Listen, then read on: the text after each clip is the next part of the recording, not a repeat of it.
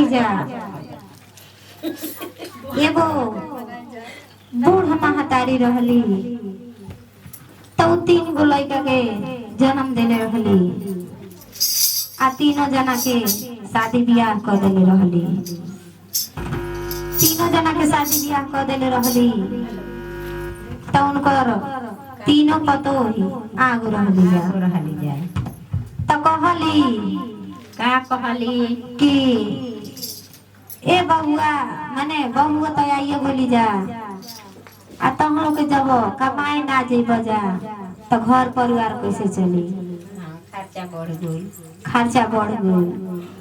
तो कहलन जा कि माइयो के बतिया ठीके बा कि आज एगो बानी जा कल 2 गो खर्चा परिवार बढ़ते जाई कमाए जाना तो माई कितना खर्चा उठाई। तो कहलन 3 भाई सलाह क के अपन चली गइलन जा कमाए आया अपना अपना मेहरारू के चेता के गइलन जा कि हमरा माई के देह पे एगो खरोच ना आवे के चाहिए। तो कहली जा कि ठीक बा रौरल चिंता मत करी जा हमनी की यातना सेवा करब जा यातना सेवा कि राउर माई ना ये घड़ी ऐसा बड़ी है तो आई जो तो दोबारी हो जाई चिन्हइबो ना करी खूब सेवा ले। तो कहलन जा कि ठीक बा हमरा माई के ये सेवा होखे के चाहे। भाई 3 भाई चल गइल बाहर 3 पतोही अब उनकरा के सेवा करे लागल। एक जनी कहस कि ए मामी जी तनी हमारा लाए रोटी पका दी हम भात ना खानी। तो एक जनी कहतड़ी कि ए मम्मी जी हम सब्जी ना खानी भुजिया बना दी। मैंने 3 जनी खूब फरमाइशी चालू कर दे हली जा सेवा चालू हो गई। बूढ़ बेचारी बड़ी तो दिन भर परेशान बड़ी करते दिन भर परेशान बड़ी। ऐसा ही करते करते मैंने उनकरा के खटावत उनकर मरे हो गए। जब उनकर लड़का कमा के अइलन जा तो उनका के भेजले रहली जा जंगल में लकड़ी काटे के। तो लकड़ी के बोझा लेके आ चल रहली लकड़ी के बोझा लेके चल रहली आ तले उनकर 3 लड़का बाहर ले लौट रहल जा। तो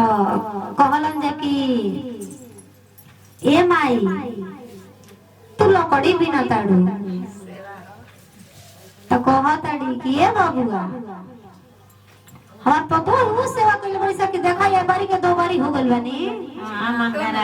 मनगरा गइल बानी। तो का कहताड़ी कैसे कहताड़ी कि अरे बीतले समैया बबुआ थकली सरिया ए बबुआ थकली सरिया ए बबुआ बुढ़ाई मेली कला दूर बातिया दादिना हमर के ई कटी है हो तनी समैया ए बबुआ थकली सरिया ए बबुआ थकली सरिया ए बबुआ हमारे में आई बाटे तू खवा तो खवा मर के कटिए हो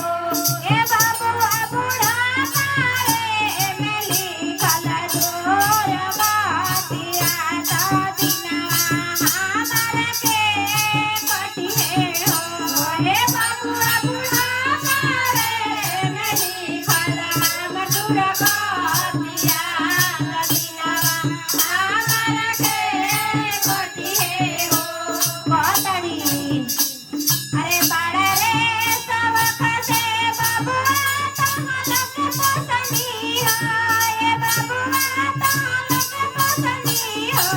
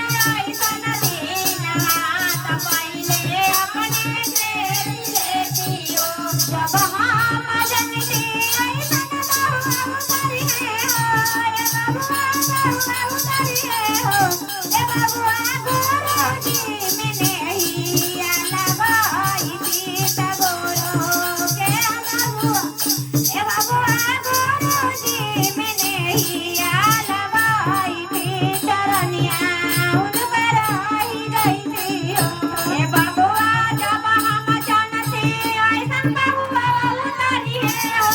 ए बबुआ बहुआ उतारी है हो ए बबुआ गोरो जी के नौरने चरनिया तदिना हमरो पार लगता हो ए बबुआ गोरो जी मैंने ही अलगाई थी तगोरो दिना पार लगाईता हो ए बबुआ गोरो जी मैंने ही अलगाई थी तगोरो हमरो पार करता हो कहतरी कहतरी की दुनिया में सब केहुआ कौन कहे खदिया कौन हो ए बबुआ आई बुढ़ापा केहू ना आया बनता गोरो दिना पार करी है हो ए बबुआ केहू ना बुढ़ापा मेरा बनता हमरो पार लगी हो कहता उनकर बबुआ का कहता ई बात बा त कहली कि हाँ त कहलन कि चला चला घर लकड़ी के बोझा हो जे बिन दे हाथ जा घरे लेके अइलन जा त कहलन जे कि हमार माई आ त तहार माई के हमनी के जानते जा हुने गांव में घूमे गेल है हां दिन भर घुमतड़ी त कहतरन कि हमार माई गांव घुमनी हो गेल बिया त कहली जा कि हाँ तो कहलन देखिए एक काम करा जा हमार माई जब गाँव घुमनी हो गल बिया तो हे जे आगना में गढ़ा खनवा के अपना माई के दुख दे हो जे आगना में गढ़ा खनवावलन जा आ कहलन जे कि लिया बजा तीनों जानी एक सुप जौ डाल दे जा के हमार माई सूती तो गोड़ी जौआ तीनों जानी लेके अइली जे एक सुप जौ आ तीनों जानी के ढकेल के ओही में थोक दे हन जा कहलन जे कि हमार माई जब गाँव घुमनी बिया तो हम लोग यही में रह जा में तो खाई रह जा भर दे हन